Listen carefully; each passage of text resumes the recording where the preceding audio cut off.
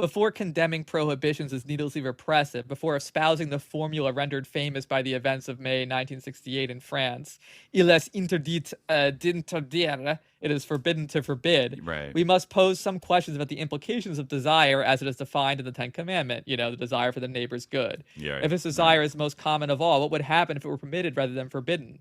There would be perpetual war in the midst of all human groups, subgroups, and families.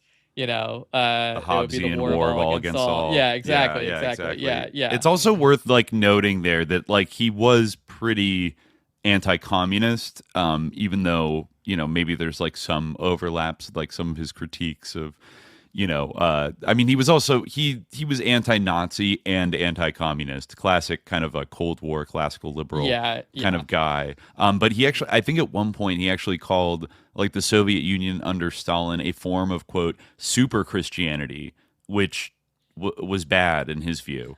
I mean, I read that Thiel says Thiel has this quote in one of his essays that you found, which is called like "Nihilism is not enough," where he talks about Girard, and he says like Girard recognized communism as like the greater threat or he whatever. Said he opposed both, but he thought communism was worse than Nazism, which is not really accurate because I looked and, like it is from I See Satan Fall Like Lightning, and he actually cites the pages that he interprets in that way, and I almost think this book's written 1999. I almost think he doesn't even have like communism per se or like the Soviet Union in mind. I think that like he is actually talking about like if anything he's talking about it almost sounds like, let me find the part. It almost seems like he's talking about like kind of like woke leftism or something, which like is like a stupid thing. But, he have a theory. Girard has a tendency to talk about like there are two totalitarianisms, and the first type is he kind of lumps like Nazism, Soviet communism, like all those kind of things, like into one category, like the kind of Orwellian, like overt, like we're going to control certain things and restrict certain freedoms, blah, blah, blah. But then he said, the second kind of totalitarianism is the one that kind of hijacks your desires, more of a Aldous Huxley, Brave New World kind of totalitarianism that kind of, hijacks your desires and the drive for like mimetic competition to kind of enslave us to our desires and like control us in that way. And I think he said it like in the 90s that, I was a critic of both the first kinds of, the totalitarianism 1.0, but like that's pretty much discredited now. Like the Soviet Union's gone, Nazi Germany was defeated, but now the second totalitarianism is like the dangerous one that we all have to like grapple with and blah, blah, blah. I think like this is kind of like what I'm not sure. Which I think does include like PC. He does throw some stuff out that Thiel loves to quote about how, people that are claiming to be for the victim actually can be even more dangerous than outright persecutors because they weaponize that to this is basically exactly like what he says, like he says like Nietzsche and Nazism understood this well, the like trying to get rid of the concern for the victims in Christianity. If you want to escape the influence of Christianity, you got to renounce its concern for victims, which is like very important in the definition of Christianity. But, in order to get rid of that, you got to, get rid of this concern. So Nazism and Nietzsche, they hope to relativize Christianity, expose it as a religion like all the others, just a little worse. As such, it could be replaced either by atheism or by quite a new religion, completely foreign to the biblical legacy. Heidegger had not abandoned all hope of a complete extinction of Christian influences and a new start at zero, which would begin a new mimetic cycle. I also kind of appreciate Girard for like talking, like, really just being honest about like who Heidegger is. Because more than any of these other people, it bothers me when people write about Heidegger. I mean, I guess like Schmidt is similar, but when people write about Heidegger without like mentioning like what like an all-in Nazi he was, it's kind of weird. But anyway, no, it is weird. Well, it's like, his thoughts were just so pure and good that like it doesn't matter that he was like a Nazi freak. Same with Schmidt. It's like friend enemy distinction, and it's like he was a Nazi. Like I mean, it was cringe when Mehdi Hasan. I don't know if you saw that when he did that like Jubilee thing, which like no one should ever do, but like he did that and like some like like Francoist like Twitter personality was like arguing with him, and he was like, well, Carl Schmitt said about the friend enemy distinction, and Mehdi was like, oh, you mean the Nazi theoretician? And it's like, well, we do kind of live in a status quo where like Carl Schmitt is like widely cited and like, a respected like social theorist. But so you don't need to act all like kind of appalled by it as if this isn't something that's a reality. But still, like that aspect of Schmidt shouldn't be, paved away. This, I like how Girard deals with Heidegger, like, acknowledging that he's like influential and like that he's not obscure by any means, like, but yeah, he's still like a Nazi. But anyway, yeah, so he says the attempt by Nietzsche and Hitler to make humankind forget the concern for victims has ended in a failure that seems definitive, at least for the moment. But it is not Christianity that profits from the victory of the concern for victims in our world. It is rather what I think must be called the other totalitarianism, the most cunning and malicious of the two. I looked this up, and like, because I'm like, okay, is he saying this is more malicious than Nazism? He uses the French word malin, which I guess can mean cunning or kind of like malign. So I guess a translation here kind of splits the difference, but I'm not sure if he really is meaning to say this is worse than Nazism. But yeah, because I wanted to evaluate the truth of what Thiel was saying. But again, I'm still not sure he's talking about communism per se here. So anyway, he says this other totalitarian, the most cunning and malicious of the two, the one with the greatest future by all evidence. At present, it does not oppose Judeo-Christian aspirations, but claims them as its own, and questions the concern for victims on the part of Christians, not without a certain semblance of reason at the level of concrete action, given the deficiencies of historical Christianity. The other totalitarianism does not openly oppose Christianity, but outflanks it on its left wing. All through the 20th century, the most powerful mimetic force was never Nazism and related ideologies, all those that openly oppose the concern for victims and that readily acknowledge its Judeo-Christian origin. The most powerful anti-Christian movement is the one that takes over and radicalizes, quote-unquote, the concern for victims in order to paganize it. The powers and principalities want to be, quote-unquote, revolutionary now. They approach Christianity for not defending They reproach Christianity for not defending victims with enough ardor. In Christian history, they see nothing but persecutions, acts of oppression, inquisitions. This other totalitarianism presents itself as the liberator of humanity. In trying to usurp the place of Christ, the powers imitate him in a way a mimetic rival imitates his model in order to defeat him. They denounce the Christian concern for victims as hypocritical and a pale imitation of the authentic crusade against oppression and persecution for which they would carry the banner themselves. And he says this is kind of the way of the Antichrist, right? In the symbolic language of the New Testament, we would say that in our world, Satan, trying to make a new start and gain new triumphs, borrows the language of victims. Satan imitates Christ better and pretends to surpass him. This imitation by the usurper has long been present in the Christianized world, but it has increased enormously in our time. The New Testament evokes this process in the language of the Antichrist. To understand this title, we should de-dramatize it, for it expresses something banal and prosaic. The Antichrist boasts of bringing to human beings the peace and tolerance that Christianity promised but has failed to deliver. Actually, what the radicalization of contemporary victimology produces is a return to all sorts of pagan practices: abortion, euthanasia, sexual undifferentiation, Roman circus games galore but without real victims, etc. Okay, So it's interesting, now, it seems like he's not really talking about communism. It sounds like he's No. talking about like kind of the like the leftists of like the kind of the 60s almost.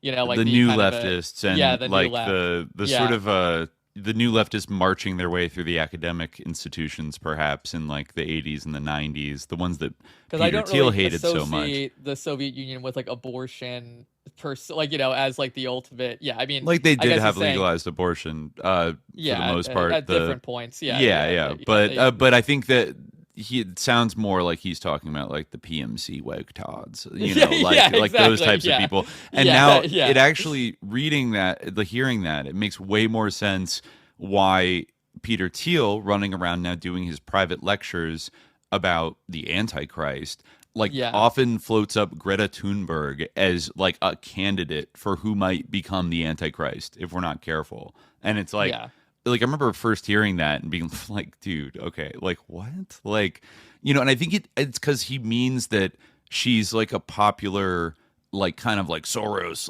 like NGO kind of lib leftist, like kind of radical who plays up a kind of like victim narrative about like, humanity being victimized or threatened by climate change and inequality and promises peace and safety, exactly. And like that's the most, I think he may be, like took Girard a little bit too literally even though like Girard is like kind of, Well, I think Girard is serious and like he might like means it, he might but agree with that, to be he might honest. agree But with like it. my point is that like it's not quite like I think that Thiel is like kind of misreading him a little bit to say that like he's saying communism is worse than Nazism. What I think he's saying is that Nazism, I mean, he like may well be actually wrong about this, but what I think he is saying is that Nazism is something that has been like decisively kind of defeated, and like now we do have this like new quote unquote totalitarianism, which Yeah. is going to like bring back all these like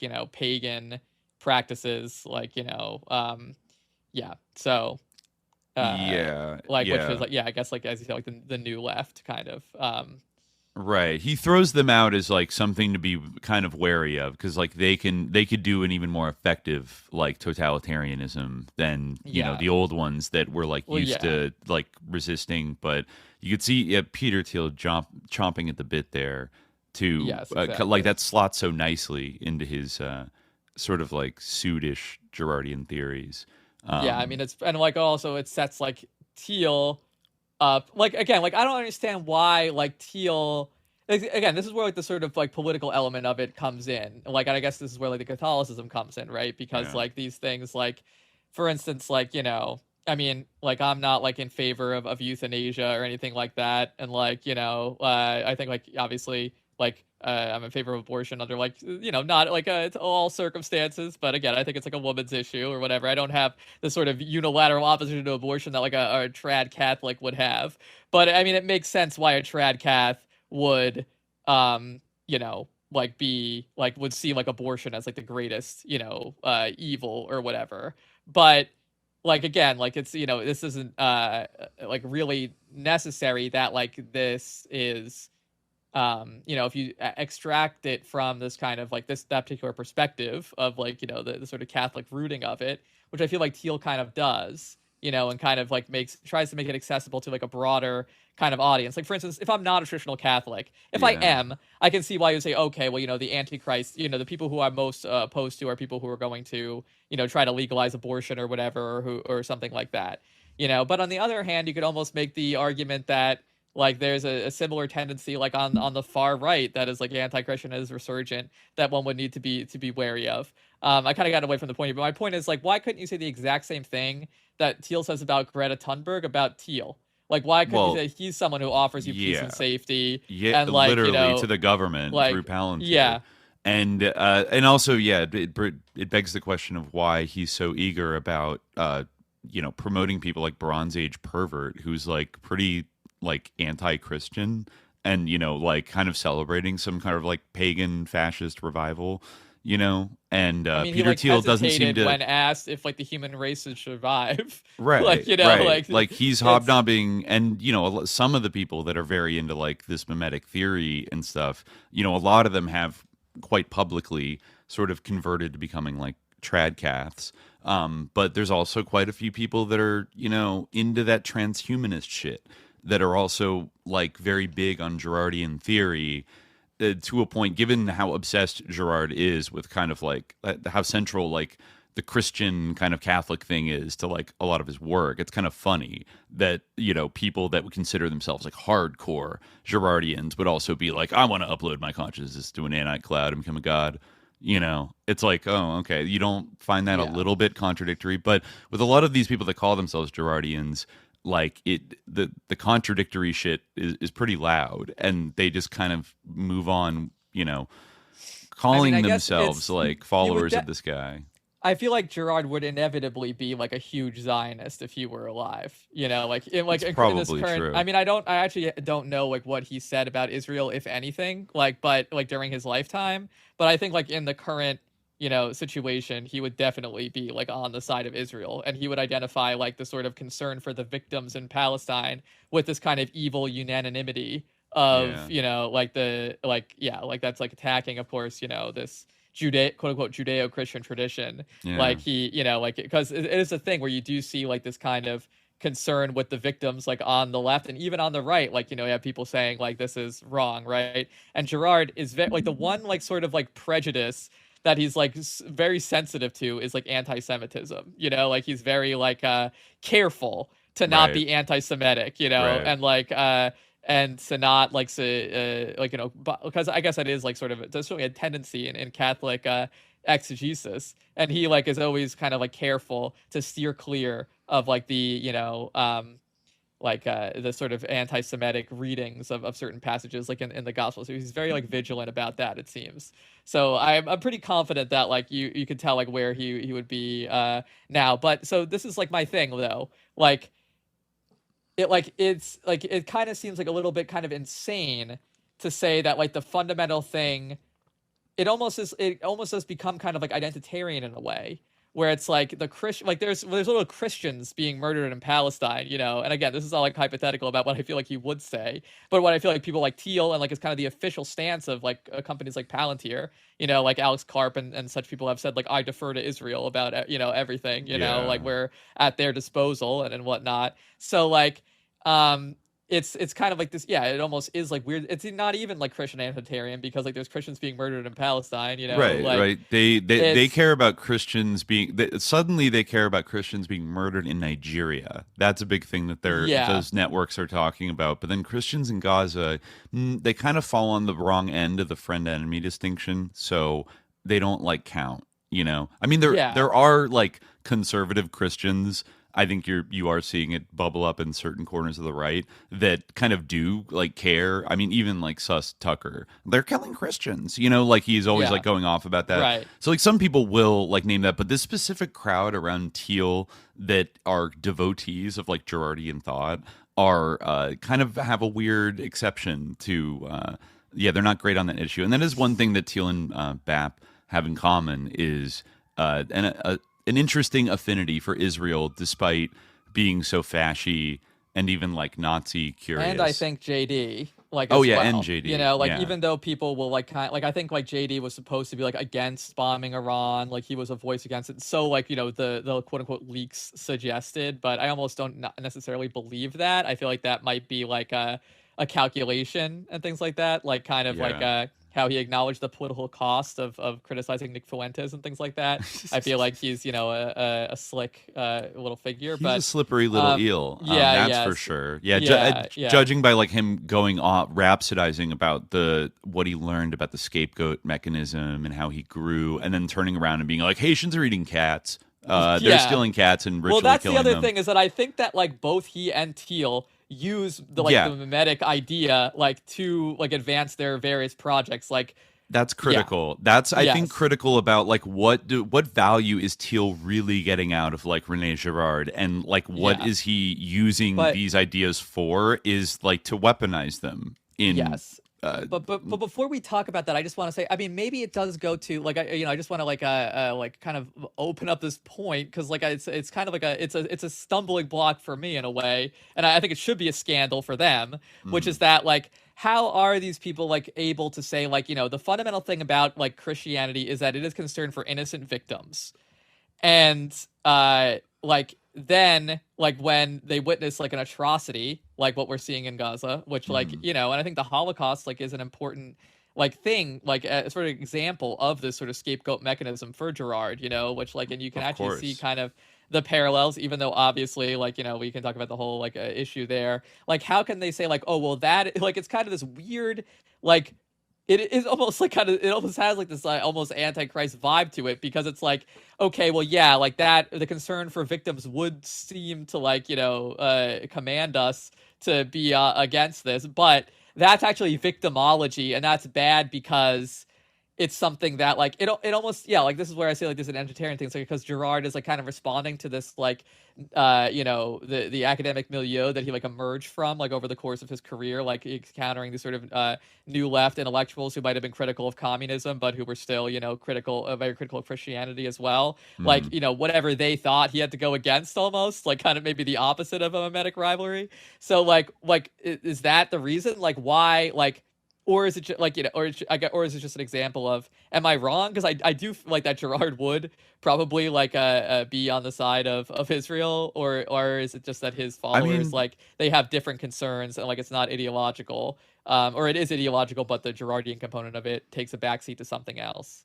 I mean, it's hard to say like what he would say if he were 100 years old and still alive today, but like I do think that what that what that maybe hints at is that they're not just getting their philosophy from Girard, like specifically Thiel, and then whatever trickles down to J.D. Vance, is a kind of a hybrid of a couple different philosophers, and in some ways, like philosophies that more loudly like contradict, Girard, you know, himself, like the namely being Carl Schmitt, right, the aforementioned Nazi jurist and legal philosopher who has had, partially has had a more of a renaissance in like American intellectual thought, because I think Peter Thiel played a part in like funding the translating of a lot of, or like popularizing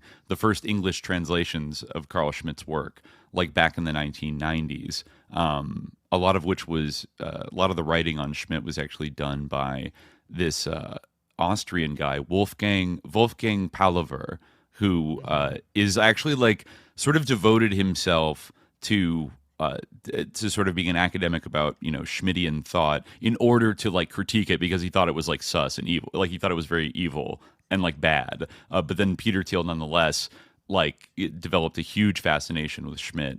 And then the other main person that he draws from, who is the third person that he draws from, in to some extent Oswald Spengler, but there's another person. Who am I thinking of?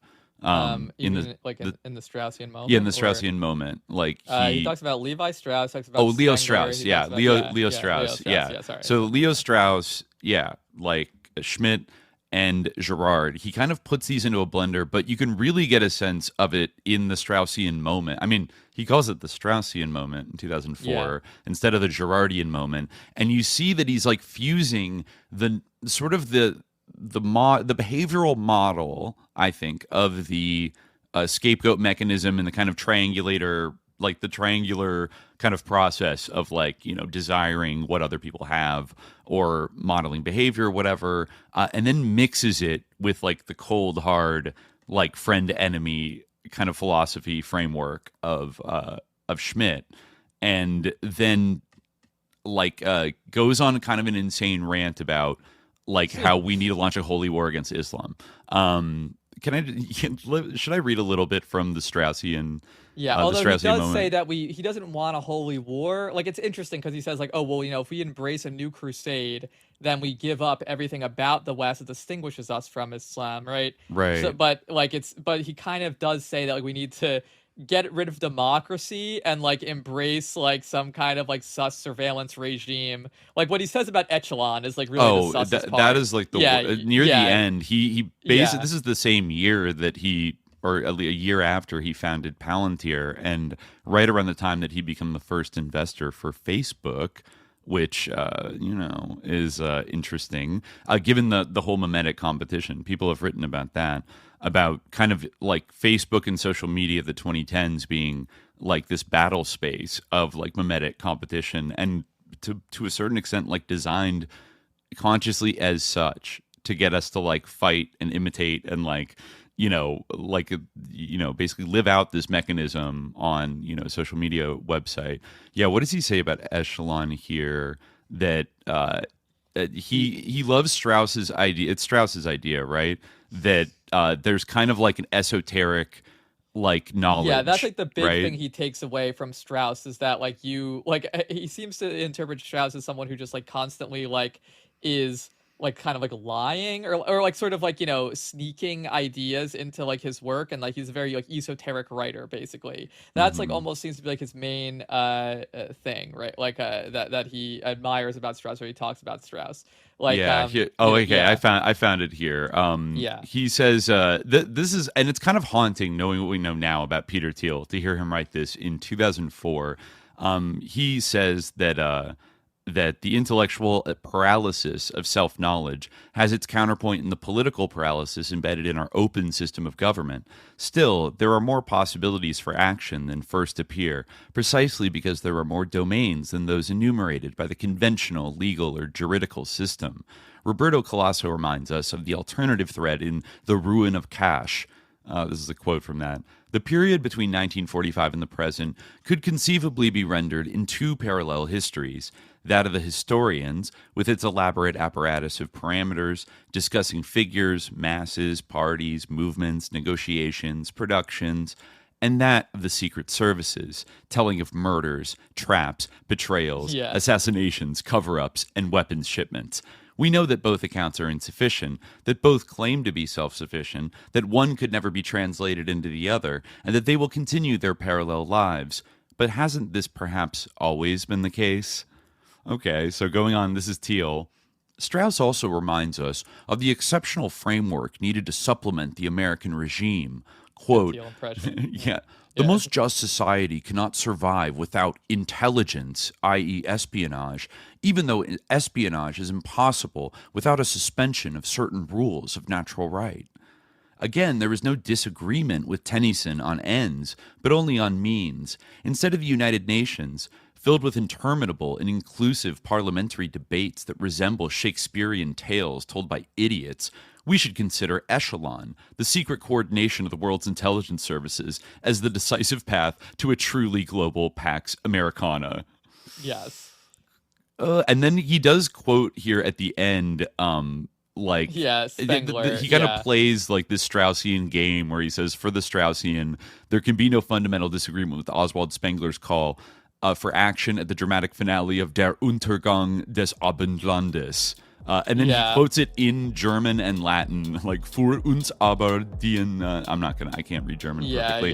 But Peter Thiel can because he was born in West Germany. It's for us, however, whom a destiny has placed in this culture, and at this moment of its development, our direction, willed and obligatory at once, is set for us within narrow limits, and on any other term, life is not worth living. We have not the freedom to reach to this or to that, but the freedom to do the necessary or to do nothing. And a task that historic necessity has set will be accomplished with the individual or against him. Emphases in original. All right. Yeah, so that's the Spengler quote in translation, as he has it in the footnotes. Right. Yeah. A little bit haunting, given what he would gone on to do. For access to the full-length episode, subscribe to the Hour of Frequency at patreon.com/subliminaljihad.